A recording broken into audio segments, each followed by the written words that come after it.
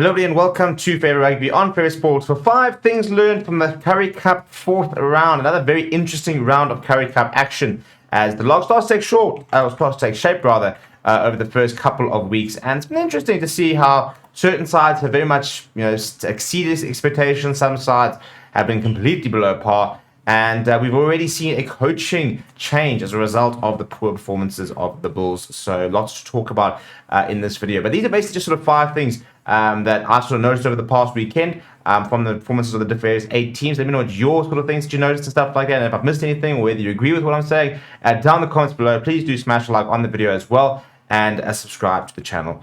So we'll start with number 1, shall we?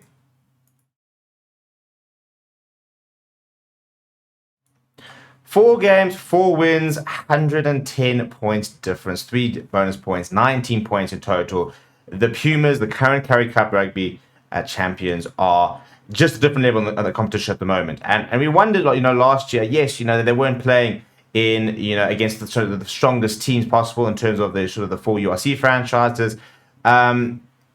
But if you look at the way they're playing rugby at the moment, they're just a completely different level to the rest of the competition. And yes, it was a bit of a second string cheer side, but they completely blew them apart last weekend. And what we're seeing is the Pumas side playing with so much fluency, confidence, and freedom that I think that they're sitting there thinking, listen, we could actually walk this competition. They brushed aside the Cheers, 61 points, 21. As I said, that points difference sitting at 110 points. They've scored so many points, scoring tries for fun, really. And it's a team and in a union with so much ambition, so much confidence at the moment that it's difficult to see sort of who can beat them.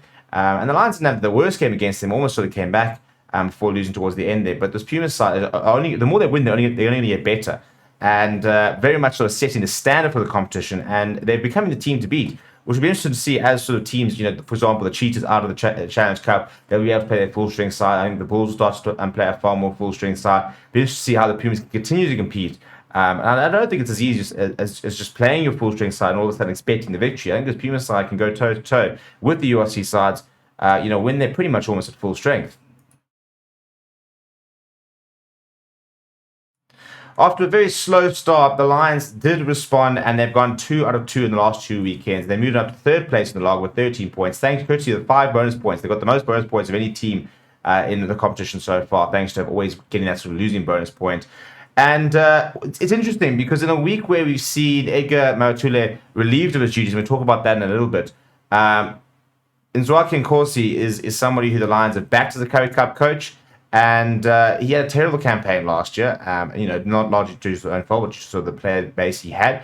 But this year, again, a very slow start, but all of a sudden the Lions have, sort of turned a corner, and beating the Sharks this past weekend, I think was a pretty significant step. And it's really good to see the Lions as a franchise almost sort of turn things around in the last couple of weeks. I mean, last weekend the under-20 side won, the Currie Cup side won, as well as the Challenge Cup or the URC side in the Challenge Cup beating Racing Lions 2. So it's very cool to see that the Lions, who have always been quite competitive in the Currie Cup due to the fact that they didn't always have a big Springbok database or player base rather, then it's cool to see them that they are competing now and that hopefully they could actually really be pushing for semi-final spots. Well, heads have rolled. MARUTLULLE has been sent back to the junior setup of the Bulls and been replaced as the coach of the Currie Cup by Jake White, who has taken over the reins of the Currie Cup side for the rest of the season. It's quite controversial. I don't like it. I think to be 4 games in, and yes, 4 games, 4 losses. One of them, by the way, had Jake White in the coaching box. I think is not enough to be able to judge a coach.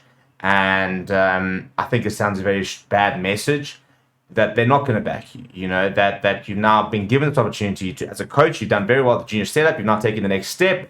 A couple of results don't go your way, and bang, you're back in the junior setup. You've been, you had your chance, and all of a sudden you have to start again. So I think it's a very worrying message, and I think it's a really poor decision from the Bulls. I think, you've got to realize that things sometimes take time. And you also got to understand the message it sends to other coaches and to prospective young coaches that want to come to the Bulls setup about how the Bulls treat their coaches and whether they got full backing or not. MARUTLULLE should have been given the season. That's a minimum. He should have been given the season to have tried to implement his structures, to try and coach the way he wants to coach and try and get results. And part of being a good coach is turning bad starts around and being able to deal with adversity. Not every single coach is going to hit the ground running. And the Bulls haven't. They're none from four. They've got a minus 85 points difference. They've got just 3 points after 4 games. So it's been a disaster start. But you've got to then see how you can respond, because the best coach can turn the situations around, and I will never know. And, you think about the confidence shock. This is somebody who, Bulls were talking about, oh, this is a potential, future coach, somebody we really rate. That's all suddenly disappeared very quickly when the results didn't go their way. And I think it's a really, really poor decision, and I think it reflects really poorly on the union, which is in a complete turmoil. And a lot of people they're saying, well, it's all very well bringing in Jake White. He's been head of the URC side that hasn't won a game since January. They're winners across the URC and Currie Cup and Champions Cup for 10 consecutive matches. MARUTLULLE has only been in charge of 3 of those by himself. So it's a strange decision. It's a bad decision in my opinion, and I don't think they've gotten it right at all.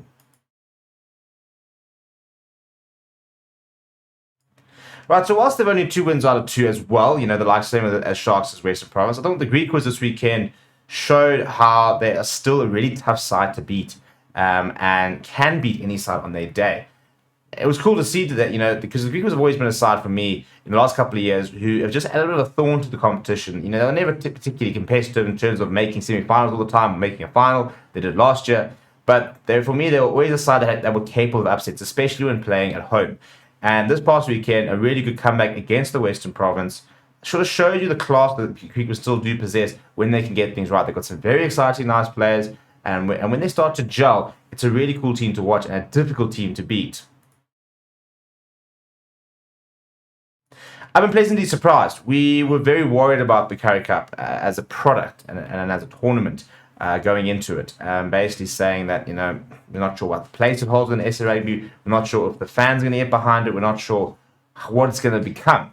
And I've been quite surprised. I'm pleasantly surprised with the first 4 weeks being very watchable rugby. I think the product's been pretty good. I think the rugby on the field's been good. I think they need to do a lot more from social media and adding sort of hype to it and sort of adding to the product itself. But on the field, we've seen some really cool rugby. I mean, the Pumas are playing champagne rugby. We've seen a couple of upsets. We've seen some, the Griffins going and beating the Bulls. What an occasion that is. We've seen some cool games. We're now seeing sort of double headers. So I think that we're seeing that there maybe is still a place for the Currie Cup. And maybe this has been quite a nice step forward in that we're actually seeing some really cool rugby and some nice players coming up as well, which for me is what the Currie Cup can be in its current form.